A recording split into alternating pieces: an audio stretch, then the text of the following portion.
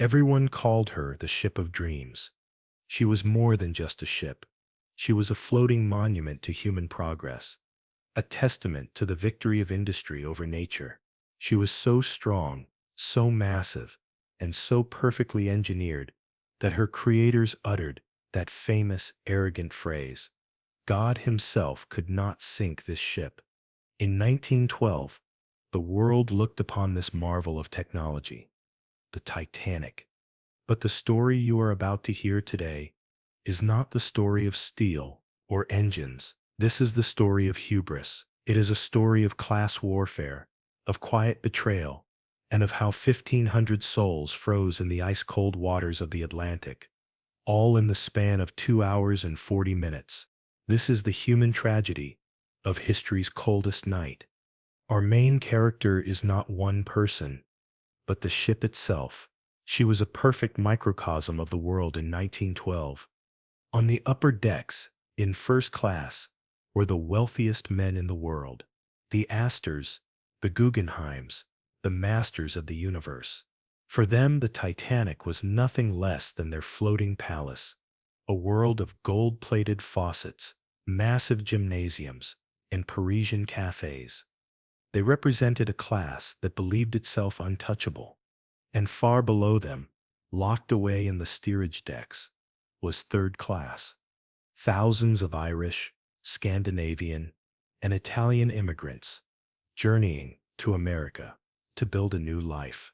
For them, the Titanic was the only ticket away from the misery of the old world and toward the promise of the new one. These two worlds, despite being on the same vessel, were separated by miles of social distance.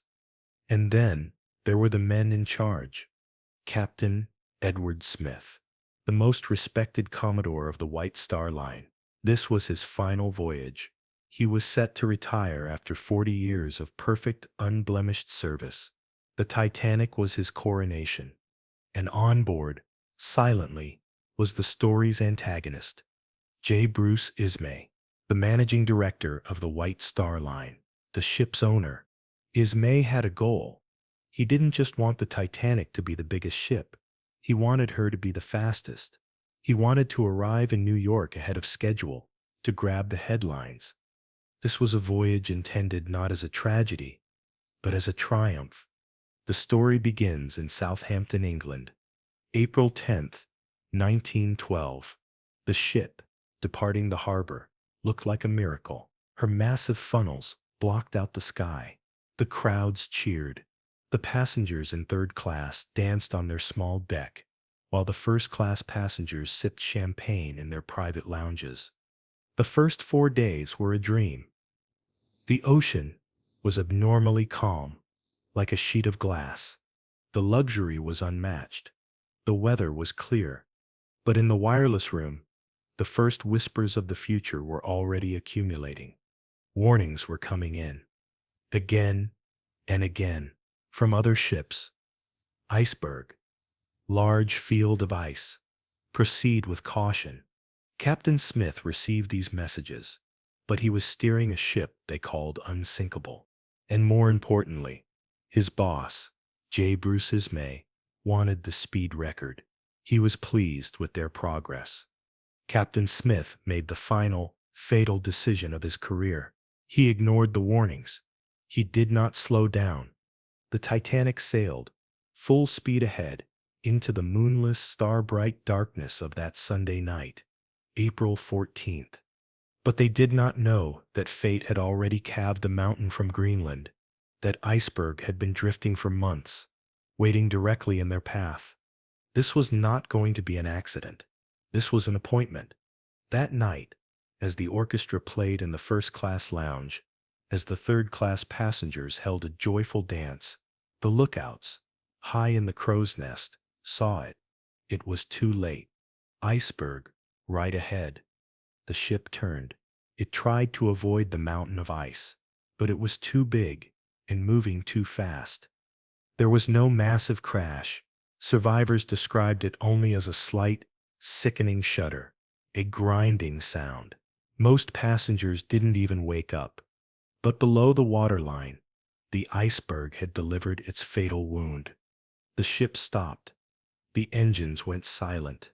Passengers were annoyed, not scared. They came onto the deck. Some played football with the chunks of ice that had fallen onto the bow. They didn't know the ship was dying beneath their feet. The designer of the ship, Thomas Andrews, was on board. He and Captain Smith went below, into the mailroom, the lowest part of the ship. They were met with the horrifying sight of the Atlantic Ocean pouring in. Andrews did the math. He realized the iceberg had sliced open not one, not two, but 5 of the ship's 16 watertight compartments. The ship was designed to float if 4 of those compartments flooded, but not 5. The math was certain. The wound was mortal. The unsinkable ship was doomed. Thomas Andrews looked at the captain. He gave her 2 hours, maybe 3. This is the moment the story shifts from accident to injustice. Captain Smith gave the order. Uncover the lifeboats, women and children first. This is where the tragedy of class begins. The Titanic was legally compliant, but she only carried enough lifeboats for half the people on board. 1,100 people were guaranteed to die. The only question was, which 1,000? The decks of first class were orderly. Stewards calmly escorted the wealthiest women, wearing their fur coats and jewelry, into the boats. But the boats were leaving, half empty.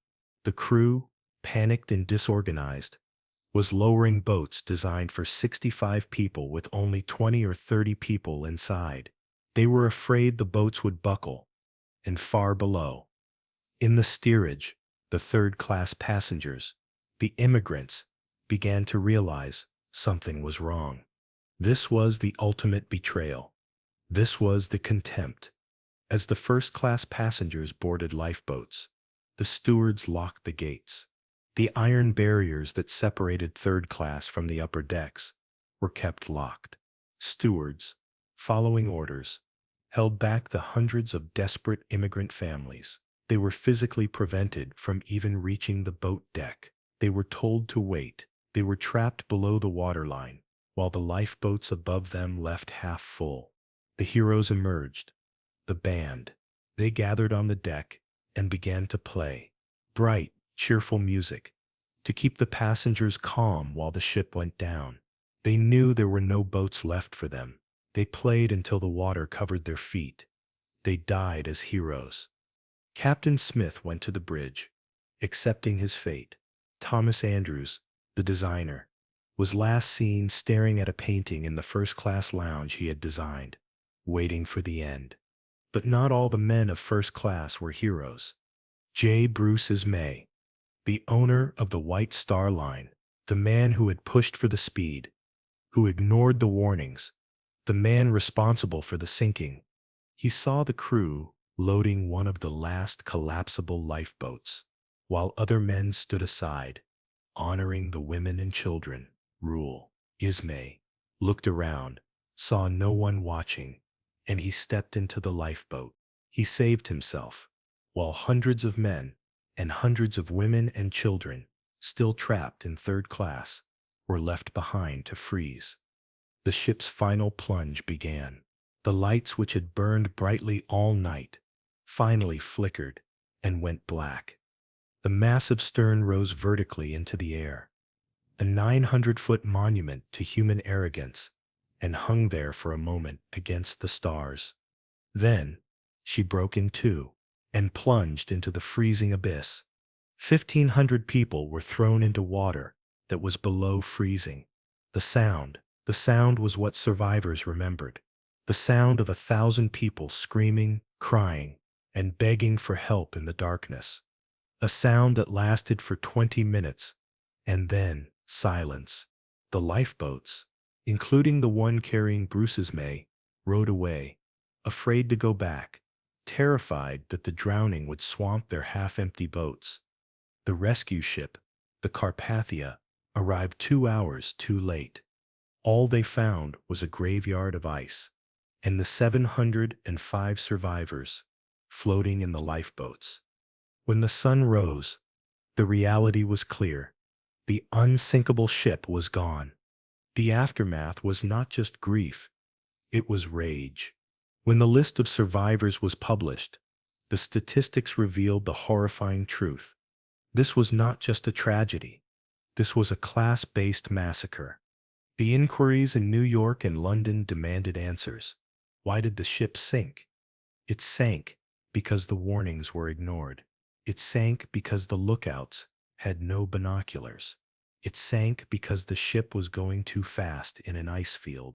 But the real question was, why did 1,500 people die when they didn't have to? The statistics told the story. 97% of all women in first class were saved. Only 46% of the women in third class were saved. The men in first class had a better survival rate than the children in third class. The investigation proved that the gates had been locked. The passengers in steerage were held back, sacrificed, so the wealthy could escape without panic. And what of Bruce's May, the owner who abandoned his own ship? He was branded the coward of the Titanic. He spent the rest of his life in seclusion, disgraced, haunted by the memory of stepping into that lifeboat. This brings us to the analysis. The Titanic is the greatest story we have ever told ourselves because it is a moral fable that actually happened. It is the ultimate story of hubris. We, as humans, built a machine so powerful we believed we had conquered nature, and nature, with a single indifferent piece of ice, proved us wrong. But the iceberg was not the villain. The iceberg was just ice. The true villains were human. The arrogance of the owners who valued speed records over safety. The arrogance of a class system that decided, in the middle of the Atlantic, whose life was worth saving and whose children were worth locking below deck. The orchestra playing as the ship sank. This is the detail that stays with us. It is the perfect symbol of human dignity in the face of certain death. They chose not to panic, but to perform their duty, to comfort others, to the very last second. This film, this story, is not just a historical event. It is a mirror. When we watch it, we are forced to ask ourselves, who would I be on that deck? Would I be Thomas Andrews, the designer, bravely accepting my fate with the creation I built? Would I be the band playing on? Or would I be Bruce's May, looking for a lifeboat? That is why we remember the Titanic. We remember her not because a ship sank. We remember her because she reminds us that in the moment of ultimate crisis, we are defined not by our wealth or our status, but only by our honor.